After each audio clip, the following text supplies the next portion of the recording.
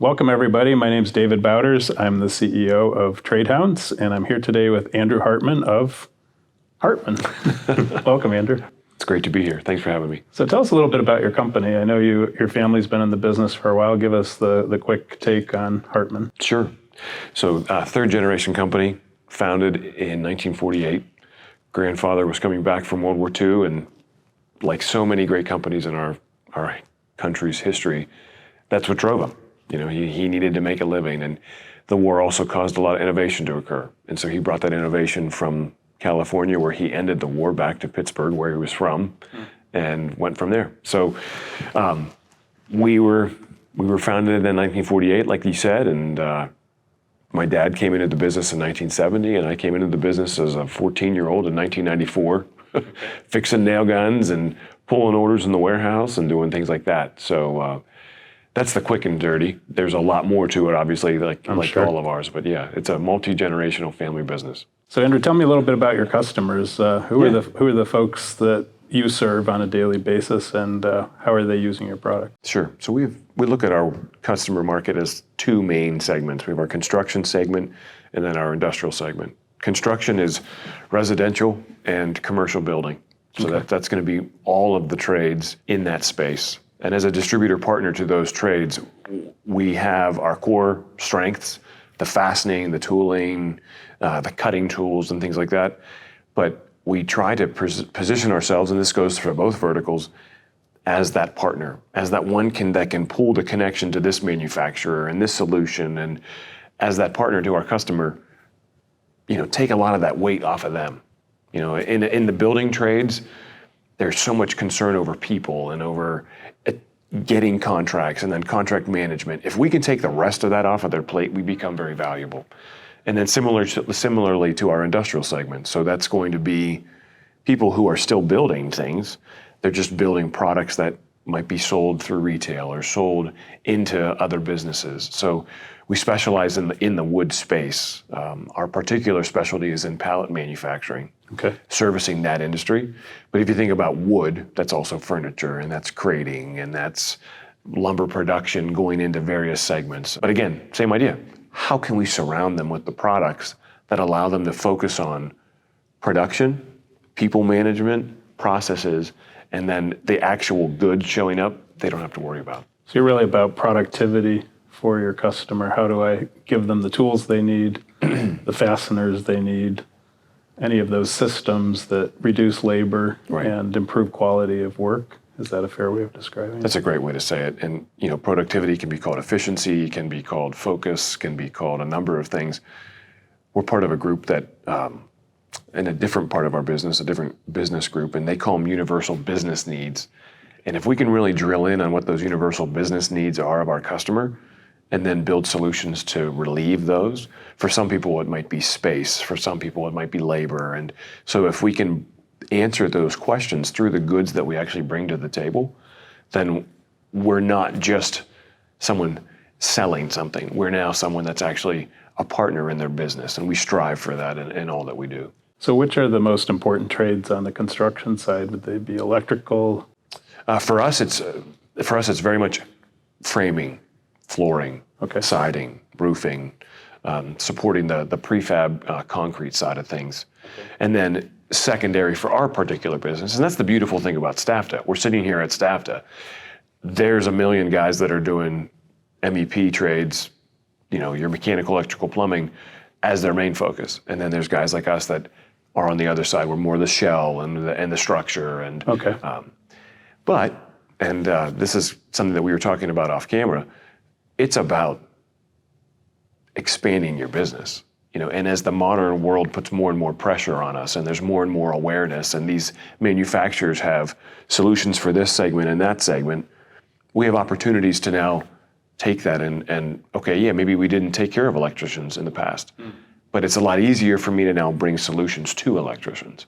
And so that's going to be a nuance that we're going to watch as we move forward, but that's part of what we're looking at. That's interesting, and I'm sure like a lot of the both manufacturers as well as contractors and everybody really in industrial B2B, there's a massive demographic shift going on. who have retirements of massive. people in their 50s and 60s where it's non-negotiable, their bodies are wearing out. And in the trades, I mean, that's the reality. And obviously for folks who are serving them, there's the same demographics, maybe not quite as determinate. As you think about what's going on in your business and your customer's business, how are these demographic waves impacting? Oh, it's funny. It's like you're in one of my meetings. Demographics comes up in every opportunity I have to address our team. Demographics, as we talk about them, yes, you have the departing players in the trade, and that affects a distribution company because relationship is what makes us valuable. And if your key relationship is retiring, that's a massive challenge. So when we look at demographics, it's not as much, it's an understanding of the fact that people are leaving. But as we look at our business relationships, it's deepening that relationship. So it's almost like a sales 101, bringing it back to who else do you know within this company and deepening that relationship. But that stems from that awareness of the national trend of people leaving. The other thing with demographics, it's geographical. You and I both live in that Great Lakes, Mid-Atlantic area, and people don't want to stay there.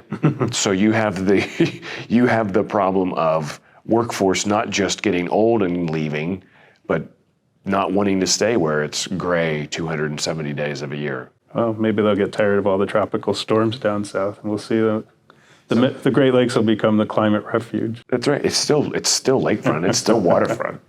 That's right. But there's a couple ways to look at demographics, I guess is my point. I think a lot of distributors as well as manufacturers are struggling to understand what demographics means for their customer base. You think about this youngest generation. My company, Trade Hounds, is about 70% of our users are under the age of 30. And what we know is they don't like to place phone calls. We know they don't want to look at corporate content. They want to have different types of relationships, more peer-to-peer types of relationships. I think a lot of sellers in the business don't really understand how the landscape is shifting. Can you talk a little bit about your sales teams and how do you help them to really navigate this change? Yeah, that's a wonderfully worded question because it encapsulates really the challenge of the entire industry from a distribution standpoint.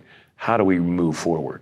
We have a segment of our business, and I can only answer it sort of anecdotally, where we had a new hire in a space, and she had tremendous relationships in an entire industry. And it's shaken our legacy sales staff because they see a different level of relating to the customer because of a focus on relationship and not product.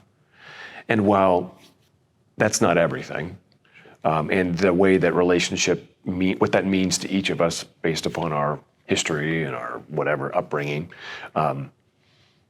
it has yielded tremendous fruit for this particular person. And it's an entirely different selling style. It's not about the product. It's not about this tool and, it's 0.7 pounds lighter and it's going to go this much faster. It's about what's going to change your world. How can I make your life better? And that's a shift. If all you've done all the time is study the product brochures and features and benefits. It's not features and benefits. And yet we've heard that in sales training for how long, and yet I believe the rubber's really hitting the road. And so she's come into our company and just been a hand grenade. Our legacy guys are like, what do I do? How do I do this? I don't really care about them, but yet you have to. And it's got to be genuine. That's the other thing. So that's not totally answering your question, but it's a huge part of it. Yeah, I think social selling is a new concept, which is, and people always think relationships. Well, relationships are an aspect of social selling. It's totally true. But they're not coterminous. And I think what companies really struggle with is understanding how do I connect with this generation. And it's going to take a new generation of sellers. It's going to take new ways of doing business, new ways of connecting with people. And until people really lean into what's different and what's changing, I think it's going to be hard for companies to keep up with the shift. And I do believe there'll be winners and losers. Oh, for sure. From the shift, because there'll be people who just don't adapt. I mean, any change, any major change in any market, there's going to be winners and losers. You can't mitigate that, and you shouldn't mitigate that, because then that's sort of the whole life cycle of business. You've got consolidation in our space right now where there's big money buying up all different segments. I don't care if it's electrical and fastening or packaging, whatever it is. And yet every time you do a consolidation, you have people that shake out the bottom of that. And then what do? What do they know? They know the industry they know. And so they go start a business. And so the cycle continues. And I really hope our country continues to be a fertile ground for that, because that's what it's all about. Yeah, that's what the economist Joseph Schumpeter called creative destruction. Yes, well said. Over and over and again, we spin things up and we undo them and start over again. That's right. So as you come in as president of STAFDA, what are some of the goals that you bring for the organization? Well, first and foremost is a dedication to never give up. There's a role for STAFDA in the space, in this industry. It's going to take some effort. There's a lot of manufacturing companies that are questioning what is the value of STAFDA. There's distributors that question what is the value of STAFDA. And as consolidation occurs, headcount diminishes, it puts financial strain on the organization. As manufacturers question and pull out for a period of years, it puts strain. So it's willing to weather that out, because I do believe that we're in the middle of a business cycle where people are questioning the value, which is good, because what it forces us to do as the leadership of STAFDA is say, well, what is the value?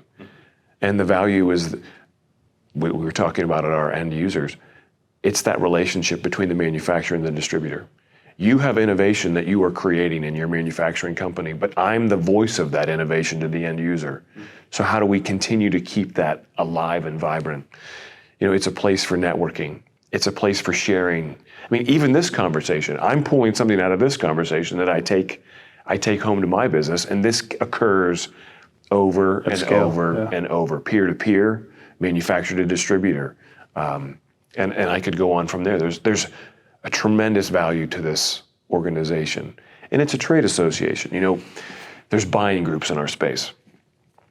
Buying groups are under a lot of pressure to add a trade show element to their structure. Well, no, it already exists, and it's things like STAFDA. Right. And the trade shows have a different focus, a different end game. And I think it's an element of communicating what are the roles of these different associations and groups and buying groups in the industry. And if we can communicate them in a way that says, and here's the value that they create, I do believe we're going to get the people that have said, you know what, maybe time out for now. I think we're going to get them to come back.